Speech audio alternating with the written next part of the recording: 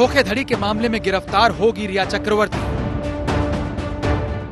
धारा 406 के तहत सुशांत के पैसों के गैर कानूनी तरीके से लेन देन के लिए सीबीआई रिया को गिरफ्तार कर सकती है, पर यहाँ भी पहले गैर कानूनी लेन देन के पुख्ता सबूत हासिल करने होंगे।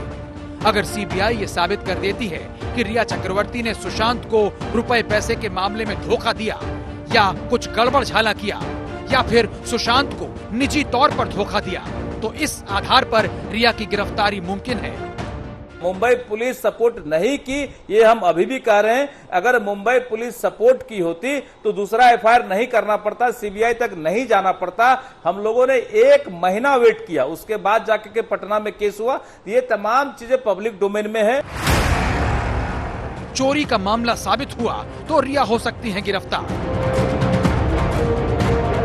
अगर सीबीआई ये साबित कर देती है कि सुशांत को अंधेरे में रखकर रिया चक्रवर्ती सुशांत के पैसे या कोई सामान चुरा लेती थी, तो रिया को खुद को बचाना मुश्किल हो जाएगा। वो जो हम लोग चाह रहे थे कि न्याय मिले, तो वो न्याय मिलेगा और दोषी बख्शा नहीं जाएगा। नामजद आरोपी की कभी भी हो सकती है गिरफ्तारी। वो एक नामजद आरोपी हैं। सबसे बड़ी बात यह है कि किसी मामले में नामजद आरोपी की गिरफ्तारी कभी भी हो सकती है, इसीलिए रिया की गिरफ्तारी की संभावना बढ़ जाती है। का नाम एफआईआर में लिखा होता है, उनके अरेस्ट में कोई प्रॉब्लम नहीं होती, उसको तुरंत आप अरेस्ट कर सकते हैं। इसलिए मेरे हिसाब से अगर आज के दिन पुलिस चाहे तो जितने भी नेम्ड एक्यूज्ड है प्लस पिठानी, इमीडिएटली उनको अरेस्ट करके और उनसे कस्टोडियल इंटरोगेशन करना पड़ेगा।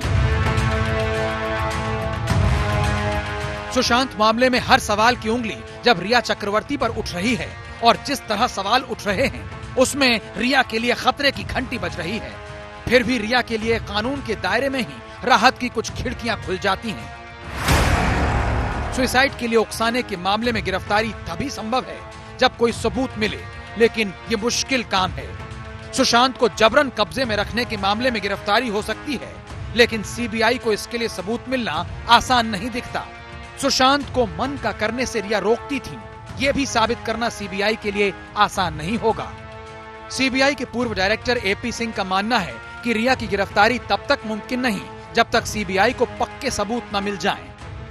She had left the house almost a week before this suicide took place, and she had no contact with Sushant Singh Rajput after that. So I doubt if she can be arrested for abetment to suicide. हालांकि रिया चक्रवर्ती ने ही सबसे पहले CBI जांच की मांग की थी, लेकिन जब मामले की जांच सीबीआई में हो रही है तो रिया का रास्ता सलाखों के पीछे तक जा सकता है। अंजना ओम कश्यप के साथ मुनीश पांडे, दिल्ली, आज तक। लंबी जद्दोजहद के बाद हुआ ये कि सीबीआई अब आखिरकार सुशांत मामले की जांच करेगी। दरअसल पिछले महीने जब सुशांत के पिताजी के सिंह ने पहली बार ये आरोप लगाया कि सुशांत की जो मृत्यु हुई है उसे आत्महत्या के एंगल से नहीं बल्कि रिया का एंगल भी उसमें जांचा जाना चाहिए, तो मानो पूरे केस की धारा ही बदल गई। रिया चक्रवर्ती पर जिस तरह के आरोप लगाए गए हैं, अब ये देखना बहुत जरूरी होगा कि उसकी कितनी बड़ी भूमिका हो सकती है सुशांत की मौत में।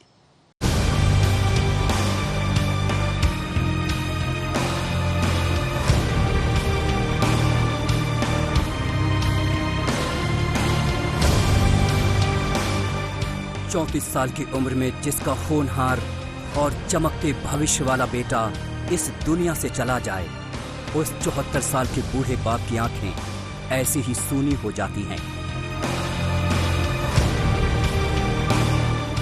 चेहरे पर एक अंतहीन उदासी ऐसी ही छा जाती है। बोल ही नहीं पाते थे, आज भी कुछ नहीं बोल पाते हैं। जब बेटे की बात होती है केवल रोते हैं, लेकिन उनके मन में संदेह है, बहुत तरह के सवाल हैं, बहुत तरह की शंकाएं हैं। मुंबई पुलिस पर उनका अविश्वास है, तो सीबीआई कर ले, इसमें क्या किसी को आपत्ति होनी चाहिए? किसको अभी फांसी हो गई है?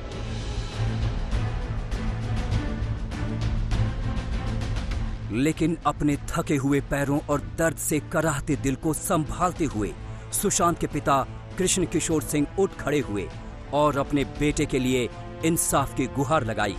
इस कड़ी में उन्होंने पटना के राजीव नगर पुलिस थाने में 25 जुलाई को एफआईआर दर्ज कराई।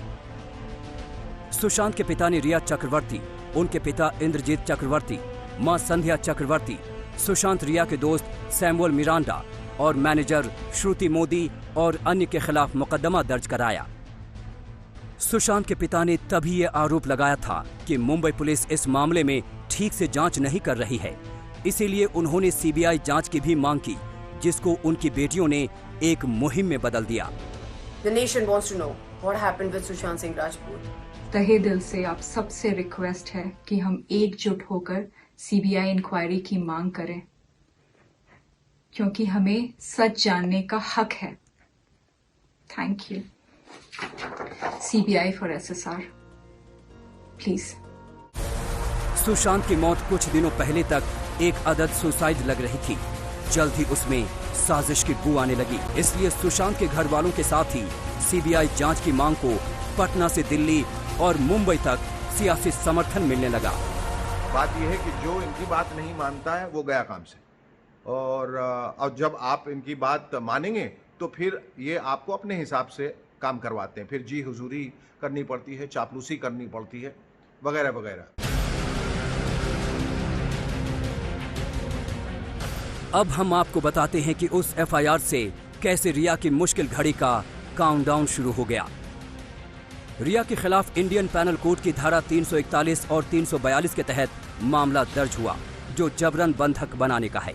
इन दोनों मामलों में अगर सजा हुई तो 1 महीने की कैद या 500 रुपए जुर्माना या दोनों की सजा हो सकती है।